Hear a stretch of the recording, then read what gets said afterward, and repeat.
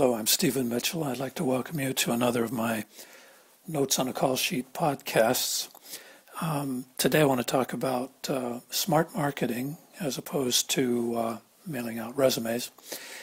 And I'll start by saying that one of the most profound and I think interesting lessons I learned in marketing was taught to me by my cat.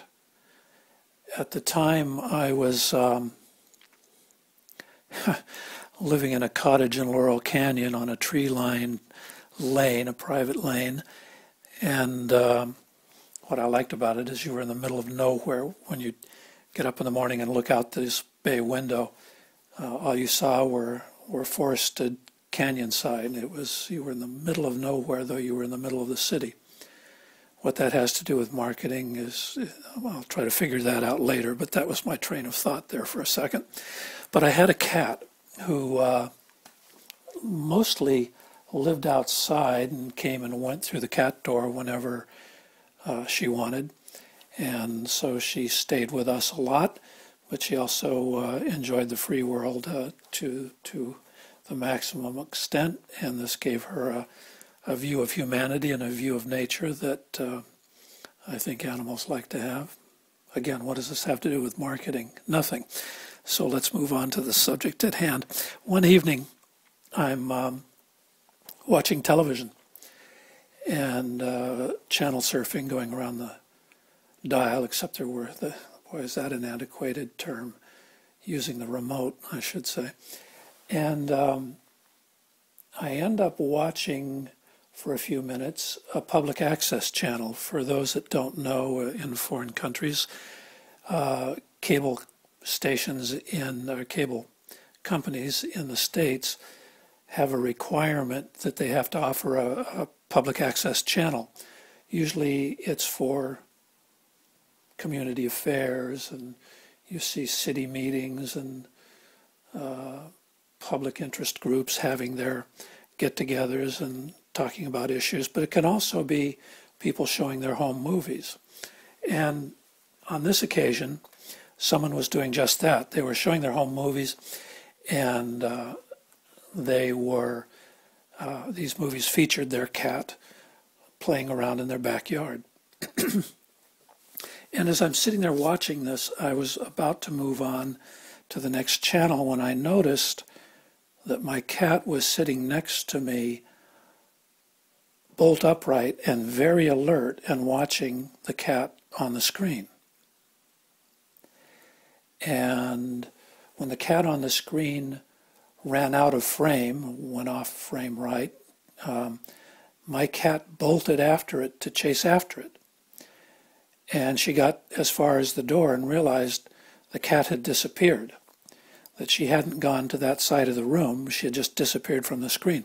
And then my cat came back to sit next to me and saw that once again the cat was on the screen and followed its movements very, very acutely, interested in what that cat was doing. And when the cat bolted out of frame again, my cat leaped after it to follow.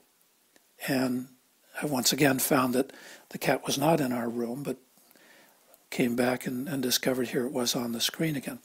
Well, what interested me about that is my cat was not in the habit of watching television, because very seldom were cats featured on television.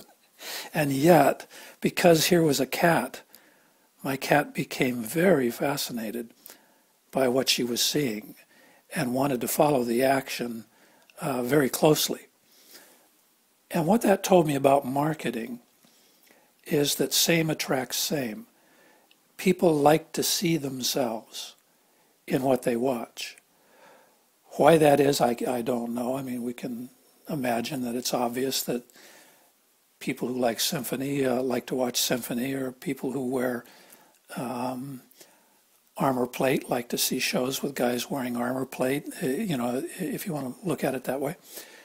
But like attracts like, and from a marketing standpoint, you start to see that I could have sent out a mailer to my cat saying, later there's going to be my show and I have a cat featured in it. And the cat probably wouldn't have paid much attention to it. And I know I'm being silly and facetious, but I'm trying to make a point that you don't necessarily get an audience by sending out a mailer. You get an audience by putting in their line of sight that which interests them. And my cat was profoundly interested by other cats. And when she came across one on television, she was as interested in that cat on the screen as she would have been had a cat been crossing our front lawn and she saw it through the window. She would have wanted to bolt after it as well. So I think the idea of marketing, if we understand what happened with my cat, is to put in the line of sight the people you're trying to attract, the things that interest them, and speak to their nature. And this is simple yet profound, and there is no one way to accomplish this, but as you start to delve into it and contemplate the different facets of this, you can see that the subject of marketing is really unlimited. I have a very good friend, Gary Wales, who I knew since I was, I met Gary when I was 17, I think. And I had at the time a Ferrari Berlinetta Lusso that I was driving around in. And Gary was at the time making his transition from being a Ferrari guy to being a Bentley guy. Later he made a transition from being a Bentley guy into being something beyond description, and I'll get to that in a bit in terms of a brand definition. But I remember going over when I was 17, he invited me to dinner with Marilyn, his wife, and I came over to his house and made the mistake of knocking on the front door because no one ever went there. It was this big door from a Spanish monastery, carved wood, and everybody used the kitchen door. So I was there for about 10 minutes before someone heard the knocking and brought me in through the kitchen. Gary was restoring Jaguars and Bentleys and all sorts of cars, Allards, mainly British cars. His transition was from Ferraris to Brit cars. Wasn't quite complete, but almost. And he would take these magnificent old cars, and he knew the way to dress up a car to sell it better than anyone I knew. And he once said, the best way to sell a British car, and this was in the 60s, mind you, was to have badges on the front. The more badges you had on the front bumper, and you'd even put a badge bar across the front, British Racing Drivers Club or Ascot, Bugatti, Ferrari Owners Club, all of these great badges. He would just go out and buy as many as he could and decorate the front of the car. And these cars, as you look at them, were magnificent with these badges that dressed them up in a way that was far beyond, they created an impact far beyond what you would imagine, and it allowed him to get top dollar for his cars, given that they were already in great shape and restored perfectly. But the badges just took it the extra mile and made it easier for him to sell his cars, created a more enthusiastic market for what he had to offer.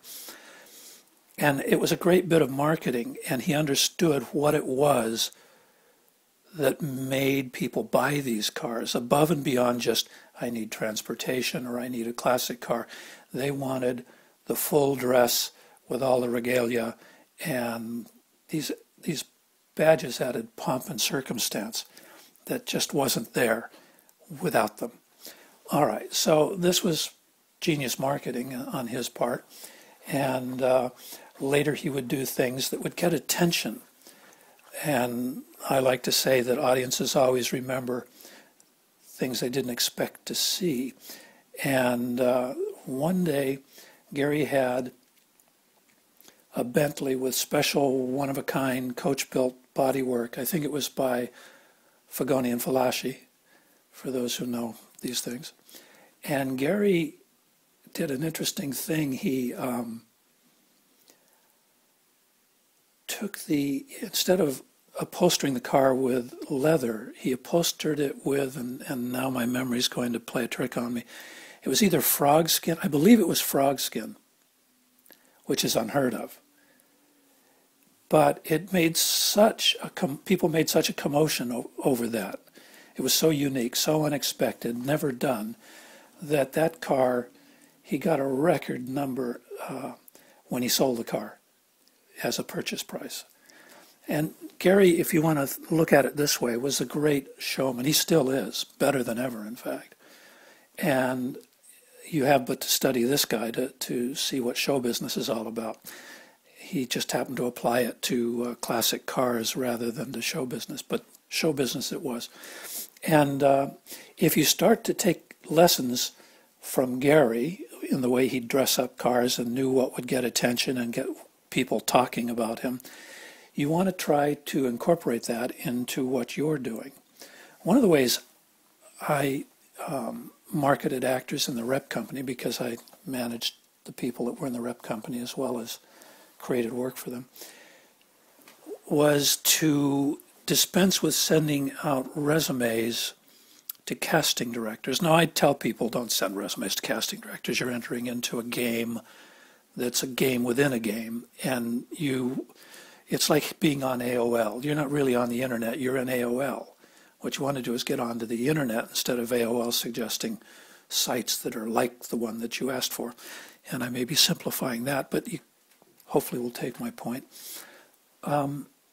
You really want to be attracting people who make movies to you, not going in and trying out for under fives and bit parts. And so therefore you needed to attract film directors the same way Gary needed to attract people who wanted to buy classic cars. And so you have to look at what is it that film directors are interested in. Well, at one point in my career, and it was 1985, I was creating a TV series that I wanted it to be a marketing campaign that would help me sell my original story ideas to Hollywood, knowing that Hollywood doesn't buy original story ideas. Hollywood likes to buy screenplays, completed screenplays, from successful screenwriters who already have had a hit. The guy who wrote Butch Cassidy and the Sundance Kid, they'd buy a screenplay from him. They weren't eager to buy screenplays from people who'd never sold one before or had a hit, and they certainly weren't interested in buying original story ideas from some guy. And that was a good description of me. Some guy had an original idea. So I created a marketing plan by looking at the group I was wanting to attract, film directors and producers. And I thought, well, what is it they're interested in? Well, they're interested in buying the rights to new books. And I didn't have any books. So what I did is I created a TV show that interviewed authors about their new book. Of course, there was no author. It was an actor playing an author. And there was no book, but I'd create a story that was larger than life and talk about, in your book you wrote that you worked with the New York Police Department's manhunt and this, that, and the other thing. And it was always a fascinating, larger than life, but realistically recounted story. So it looked like a real interview.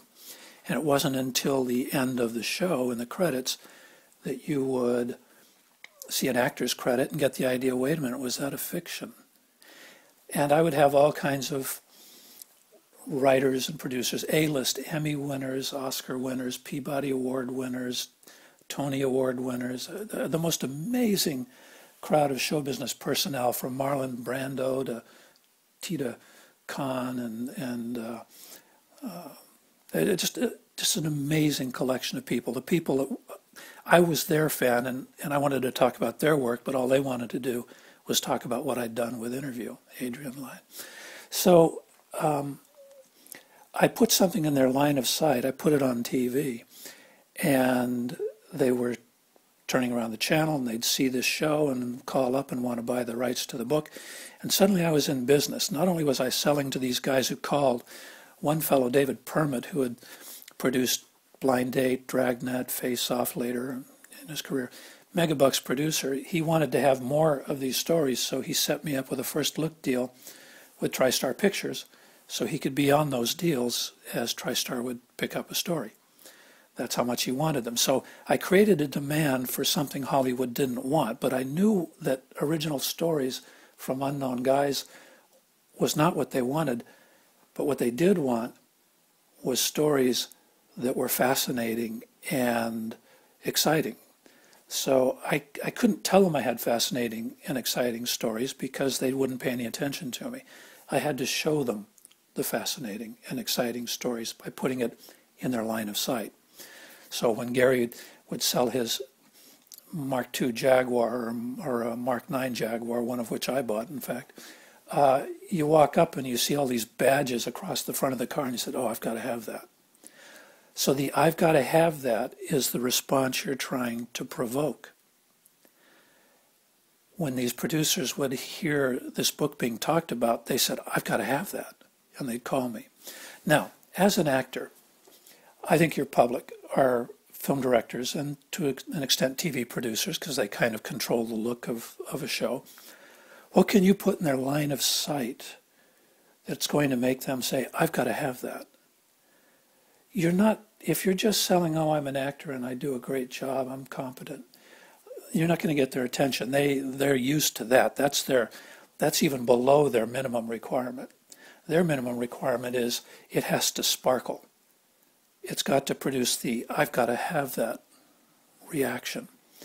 So with my repertory company, I'd say don't send resumes, send a PR interview, because that's what the Hollywood studio system used to do.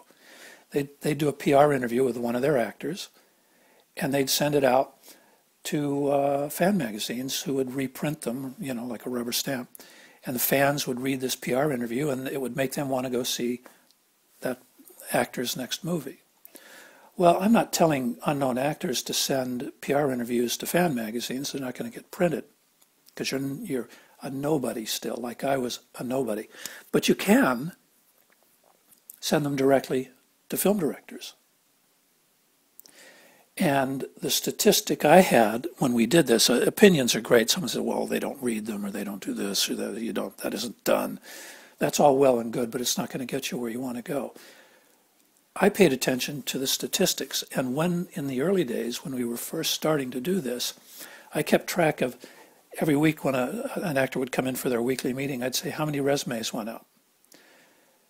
How many PR interviews went out? How many calls did you get? Who did they come from? And it was interesting that the calls from casting directors coming in from resume mailings was suddenly dwarfed. The number of calls was dwarfed by the number of calls coming from powerful film directors who'd received a PR interview. Why would that be? Well, I think the casting director is working on someone else's behalf. And they have to be careful who they send in. If they send in too many of the wrong sort of thing, they might get not hired next time.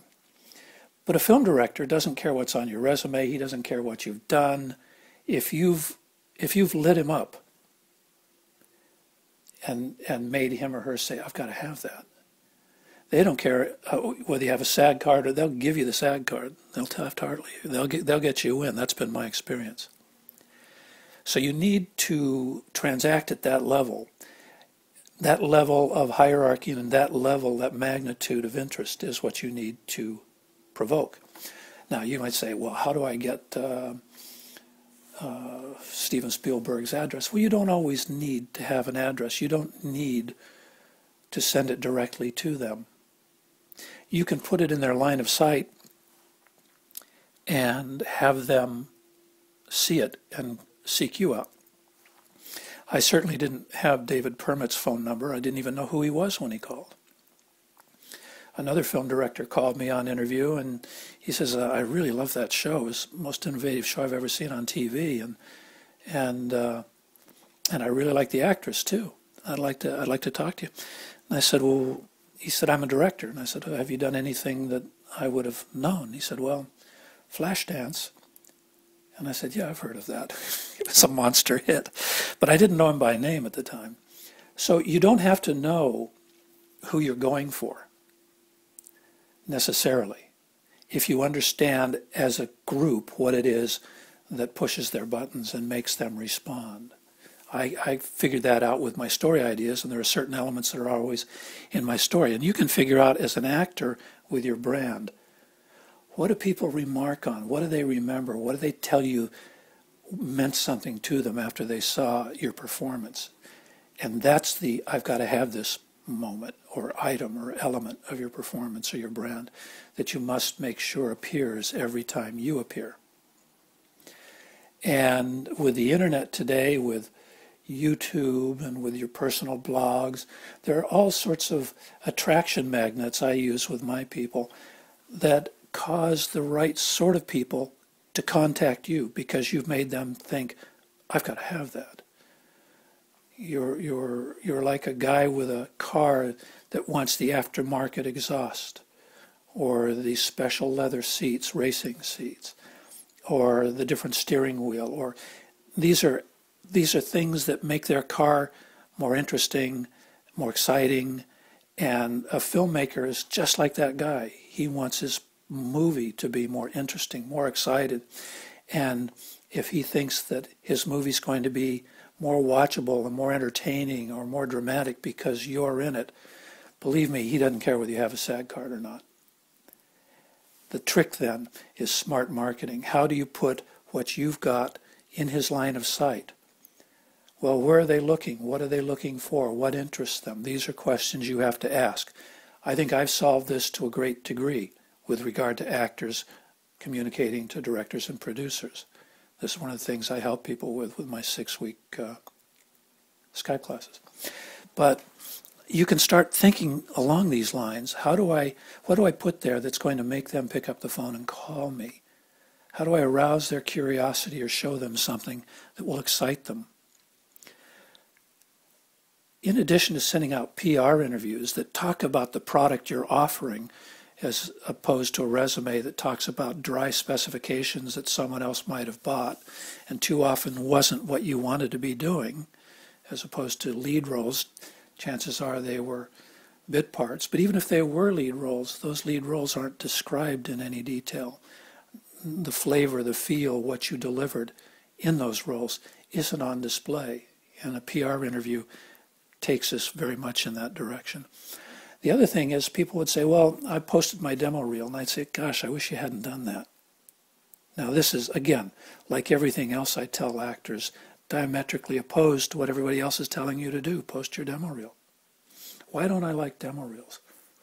A demo reel, after seeing quite a bit of them in the early days, I found that demo reels are somewhat schizophrenic. You start watching this and suddenly this is going on, then something else is going on, and unfortunately, most of the demo reels I was seeing were people that were showing a hodgepodge of things. It wasn't a consistent brand. There wasn't a consistent message.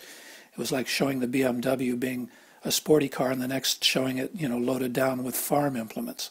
Wait a minute, what's it to be? Is it a sporty car or a farm carrier? The other thing is, it lacked a beginning, middle, and end. There's no hook. There's no performance. And people say, well, conventional wisdom is 3 to 5 minutes. Well, okay. Let's go unconventional for a minute. I told people when someone asks to see a cassette, send them your interview show that you did with me where you're playing the author. That's a 28-minute video. And they'd say, 28? No one's going to watch 28 minutes. Well, maybe not. But nothing stops them from hitting the stop button 3 to 5 minutes in if that's all they want to watch. But my guess is if you're showing a real performance, you're going to hook them. And they're going to want to watch it. And then here you are as an actor they've never heard of, making them want to watch the whole thing. How's that for a bit of a psyop, psychological operation? It scores extra points because they didn't expect to want to watch more than 3 minutes, and suddenly you've got them watching the whole show. Well, that was what I presumed. What actually happened, as opposed to opinions now. We're getting back into the land of actual fact. People will come back to me and say, they said they watched it 3 times. Well, what's 3 times 28 minutes? That's more than the conventional wisdom of 3 to 5 minutes. So the idea of conventional wisdom should be thrown out the door. What you want to do is go for what must be true. People are people. They're interested in what they're interested in, and they want what they want. Make them want you. Show them something that they can't say no to, that they have to have, that will excite them. And you've discovered the essence of smart marketing. If you want more of the how-tos and how to actually implement it, send me an email, cineparis@hotmail.com. Check out my blog, emcpb.blogspot.com. And let me know what you think, or connect and we can prolong this discussion. In any case, thank you for joining me in today's smart marketing topic, with a nod to my cat and to Gary Wales. And I hope you enjoyed it. I hope you can use what I've told you. And maybe we'll see you again next time. Thank you. Bye-bye.